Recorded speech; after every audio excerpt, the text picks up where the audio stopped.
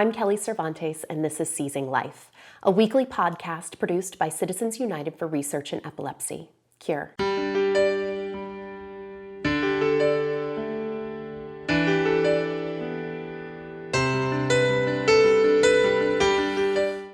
On today's episode, I am honored to be joined by Dr. Charles Marcuccilli, Division Chief of Pediatric Neurology and Director of Pediatric Epilepsy at Rush University Medical Center. Dr. Marcuccilli received his MD and PhD in neuropharmacology and neurophysiology from the University of Chicago. He is also my daughter, Adelaide's doctor. He's here today to talk about helping the general public understand the facts of epilepsy. Thank you so much for coming to chat with us today, Dr. Marcuccilli. It's nice to see you outside of the hospital.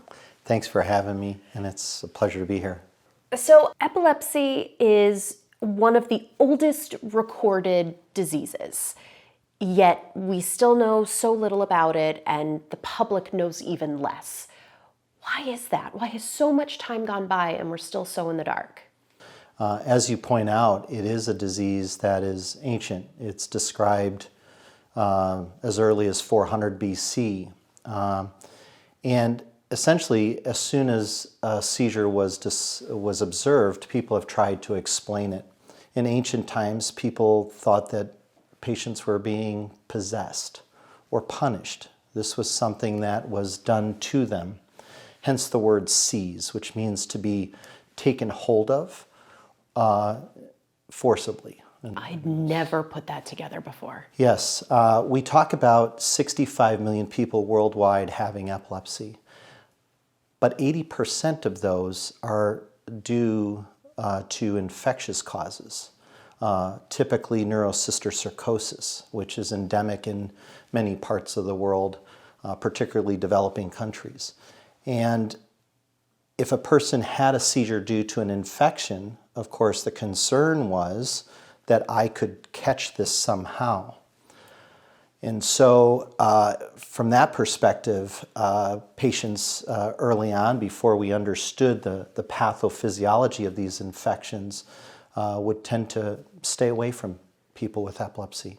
We now know that neurocysticercosis is a parasitic infection, tapeworm infection, that one typically gets nowadays from eating undercooked pork. So it seems that we've struggled with defining epilepsy almost from the earliest observations. I think the reason why it's hard for people to understand relates to the wide range of severity, the widely different types of seizures that patients can experience, in terms of the causes as well. The fact that epilepsy is associated with so many comorbid conditions. Define comorbid. So these are other disorders or conditions besides the epilepsy, such as attention deficit disorder or anxiety or depression. Okay. And finally, I think there is variability in terms of the impact of epilepsy on the individual and the family. Let's start with the severity that you mentioned first, because that absolutely rings true, and I think we've seen it on this show. I've certainly seen it in my own life. We have Adelaide, who is neurodevelopmentally a newborn. Essentially, sometimes, she's gotten up to about a 4 or 5 month developmental level, but, she spent most of her life there. She's never going to be fully assimilated into our culture. But then you have people like Kurt Eichenwald, who is a best-selling author and has written these movies and an incredible book. We had him on this show. How can there be an Adelaide and a Kurt with the exact same disease? Yeah, that's an interesting question, and I like to use as an example absence epilepsy or staring spells. We like to say that epilepsy is a common phenotype. That means what the condition or disorder looks like with multiple genotypes, meaning different causes. So I could have within my clinic 3 different patients with staring spells. I could have a child who has 20 to 30 staring spells a day lasting 20 seconds each, And this child, hypothetically speaking, developed that epilepsy at about 3 to 4 years of age. And so this child probably has childhood absence epilepsy.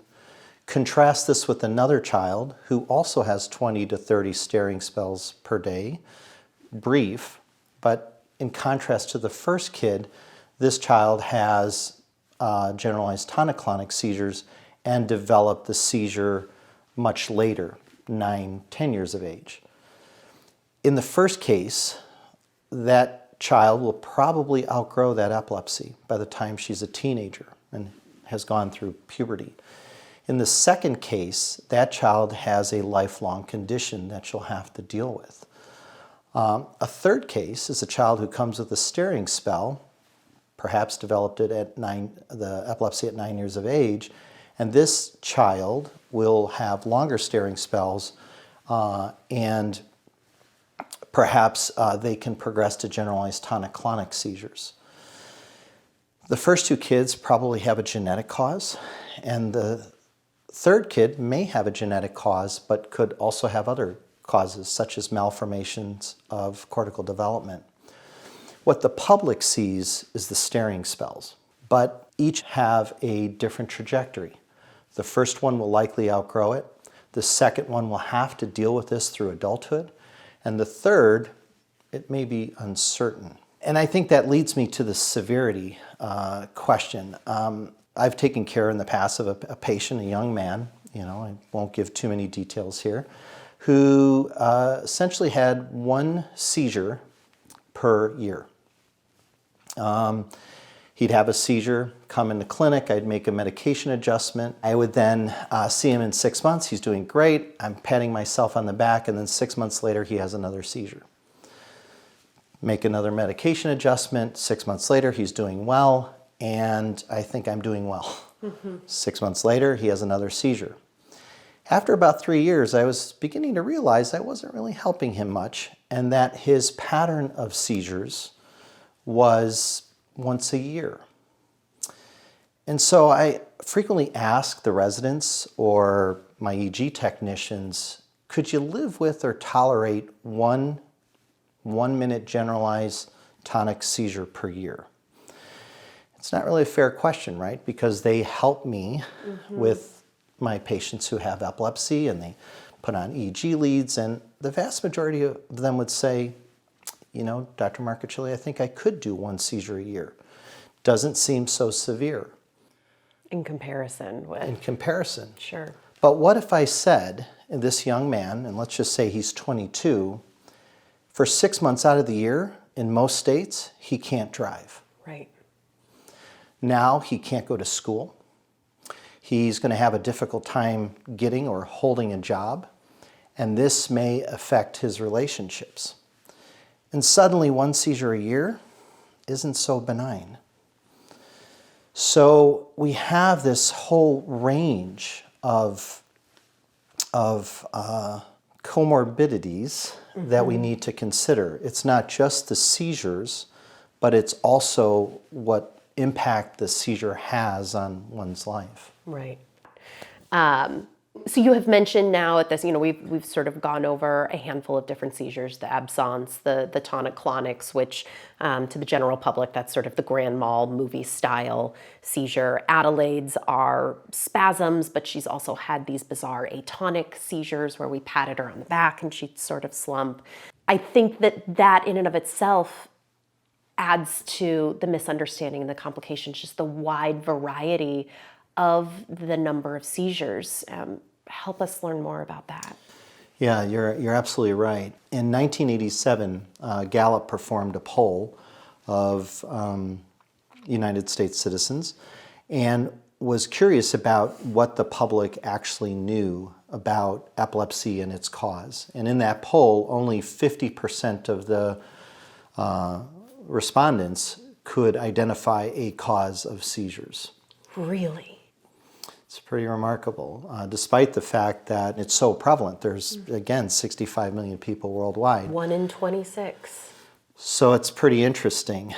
19% of those respondents thought it was a brain disorder, and 1 in 6 thought it was a mental health issue. Oh my gosh. Let's look at the causes of epilepsy. Epilepsy is a disorder that it kind of occurs at the extremes of life. It's a disorder of the young and a disorder of the old. Now, I'm going to pause you for a minute. So we've used the word condition, disorder, disease. Is one more accurate than the other? Are they all correct? What words should we be using? I think, in my opinion, they're all relatively correct. Interchangeable. And interchangeable. Okay. Go back to where you seizure were. would be the symptom, and if a patient has 2 seizures separated by more than 24 hours, then we consider it epilepsy. Okay. So, as I said, epilepsy is a condition that kind of occurs at the extremes of life. It's one that has a higher incidence in the young and a higher incidence in the old. And the causes in these 2 groups is very different. And so in the very old, it's relatively easier to understand. It's mostly due to stroke or some tumor. And in the young, 65% of the time, we don't really know the cause. We assume that most of those are probably genetic mutations, but other things it could be. Brain malformations. Developmentally, the brain doesn't develop the way it should, and that sometimes predisposes to epilepsy. Tumors, strokes do happen in the young. They're rare, but they can happen. Autoimmune diseases, traumatic brain injury, and infection. The aging neuron would be something we would see in the elderly, and so ironically, the 3rd most common neurological disorder, Alzheimer's disease, oftentimes patients can have seizures as part of that condition. So you mentioned post-traumatic epilepsy, which is something that Cure is currently a part of a large grant with the DoD. This was not something that I was really aware of before Cure took this on, and so I want to take a minute to talk about that, this idea that, okay, so I think we're sort of comfortable with the idea, okay, you have epilepsy as a result of brain tumors with Alzheimer's, a genetic condition, but this idea that you could get it from a brain injury. Sort of explain what post-traumatic epilepsy is and what that means and what people should know about that. The brain can experience a lot of different forms of trauma. Most of the time, when I use the term post-traumatic, I'm referring to a situation where someone sustained a head injury, perhaps due to a motor vehicle accident, or for those serving in the military in the course of combat. And it's, I think, important to separate those 2 particular ones because combat injuries are much more likely to result in epilepsy as a secondary complication. But the truth of the matter is infection can cause trauma to the brain, so too can autoimmune diseases, all sorts of things. It's all interconnected. It's all interconnected. So when a brain sustains injury, there are a lot of processes that happen. And so the neuron, the brain cell, can be injured and it wants to recover. It wants to kind of fix itself and resume its normal function of transmitting electrical signals. And there are a number of mechanisms which help the brain do that.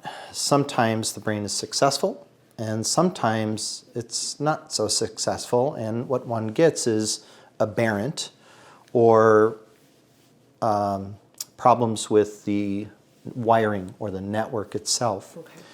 So about 25% of patients who sustain a traumatic brain injury from a motor vehicle accident will have epilepsy as a secondary complication. And by that I mean they may recover from the brain injury itself, but several months to years later, yes, the damage has been done, and that person now has to deal with the epilepsy, which is this ability, unfortunately, to seize spontaneously and unpredictably. And the greater the injury, of course, the more likely that risk. And I think that's why we tend to see it more frequently in patients who have sustained their brain injury in combat. I have to bring up and question, as you are a clinician, we have been inpatient with Adelaide before, and we've had other specialists come into the room because you know Adelaide very well, and she's a little complicated. And so, it's affecting her brain, but that in turn affects multiple systems within her body. And we will have other specialists come into the room and they sort of go hands off. Oh, she's a neuro kid. They defer to neuro on everything. It's almost as if they're afraid to touch her, or that they're afraid that they're going to do something wrong, or they just don't understand her. How do we change that? How do you get the general public to understand epilepsy if even within the medical community itself, they're sort of have their hands up and claiming ignorance? I think that's a great question. It's surprising to me that it took as long as, I believe, 2014 for epilepsy to become a separate boarded specialty. So it was just general neurology, but we didn't have true epileptologists until 4 or 5 years ago. So for me personally, I recall when I began my training in child neurology, I went through my neurology fellowship, my pediatric neurology fellowship, I went through my epilepsy fellowship, and after about a year or two, I realized that I could read EEGs pretty well, but I was perhaps lacking in dealing with a lot of the nuances of epilepsy and all of the comorbidities that we're talking about, not only treating the child with the seizures, but also all of these other associated conditions. And treating the entire person and not just the seizures. And for some of those kids, that means oxygen requirements. As you know, it means dealing with G-tubes. So at that point, like many others, I decided that I really needed to kind of train with and work with, I had already finished my training at that point, somebody in the field who really understood epilepsy, and someone who knew how to do epilepsy surgeries, because I was interested in also learning the surgical management. And that's when I moved my family up to Milwaukee to work with Dr. Mary Zupans.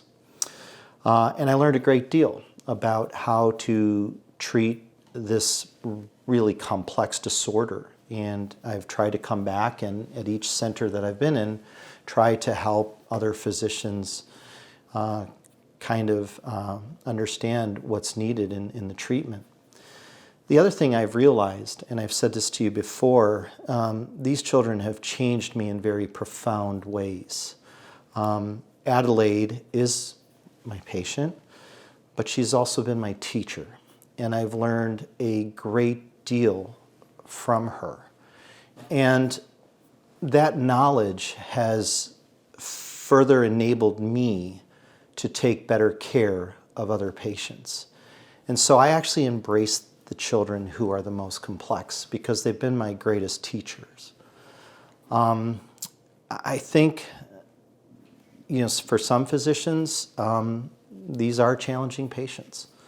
And my hope is to be able to provide a center, or to build a center that comprehensively treats children with epilepsy. And I can't do that alone. It's just not the epilepsy. It's, I need psychiatrists, and I need pulmonologist, and I need cardiologist, and I need a specialized peds ICU. And I think that's what's really lacking if we look kind of nationwide, is we need, or patients with epilepsy need access to centers that can provide this comprehensive care. There's a great need for this, and it's something that we've talked about before that I don't think that people understand, is that there are not enough epileptologists out there. You would love to do more research, but you are so desperately needed in the clinic, helping the patients and finding that balance between, treating treating the kids, but you can't be out there searching for a cure when you're just putting Band-Aids on the problem. Yeah, yeah. It's. I remember the day well when my focus went more towards clinical and somewhat away from research. It was in 2008. The country was struggling with the economy and all sorts of other issues. And I was sitting in my lab just, kind of doing my research. At that point, I only had one half day of clinic a week. And I had a wonderful young nurse working with me, and she came into the lab, frequently to go over the patients and informed me that I had something along the lines of a 6-month waiting list. I don't remember exactly. Oh my gosh. And that I would probably need to add additional clinics. And I asked her, I said, well, how long has this been going on? And she had said for quite some time. And for me, that was a real moment because I believed in my heart that what I was doing in the laboratory was going to lead to advances that would help children in the future. But I was coming to the realization that I could probably do more, at least in the short term, by having more clinics and helping them more immediately. And so I changed the focus of my lab and started to do more, looking at genetics and pharmacogenetics and some neurocomputation stuff with colleagues, across the country, and things that I could still be active in, but also play more of a role in terms of alleviating suffering, which is essentially what I promised to do when I got my MD degree. Well, while we miss your time in the lab, I can tell you that the Cervantes family is very, very thrilled that you added on those extra clinic hours, because I don't know that Adelaide would be alive without you. Thank you. So how can, someone who's listening today, how can they help educate their community, their peers, their family,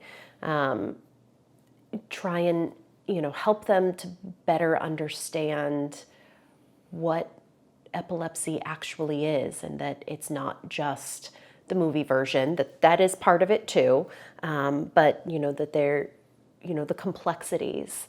How can we within the community better engage those outside of it? I think programs like this really help, and I like the focus of what you are accomplishing here. Trying to raise that awareness and having people share it on social media. Since I started training, the world has really changed. I started at a time, really, when the internet was somewhat of a novelty. And now, everyone has a cell phone, and social media is so much more integrated in our lives. I certainly see that in the clinic. So I think, programs that can reach out through social media are really important. I think it would be nice to have different kinds of storylines in television and in books. The storylines I'd like to see, certainly I'd be interested in it, is going through this impact, or maybe a documentary, that highlights that even a single seizure can greatly affect someone's life. Yeah. But it is tricky, and I think that's one of the reasons why, trying to educate a population at large has been tricky, and I think it's going to be slow going, but I do think that with the current technologies and hopefully better studies and more innovative technologies, we can really educate everyone at large. Thank you so much for chatting with us today. I learned so much. We always have the most fascinating conversations, so I appreciate you taking time from your very busy day. Thank you, and I'd like to thank you and Miguel for all you do for patients with epilepsy. It's been a pleasure working with both of you. I know you both work tirelessly, not only to keep Adelaide as healthy as she can be, but also to help find a cure so that this doesn't happen to other families.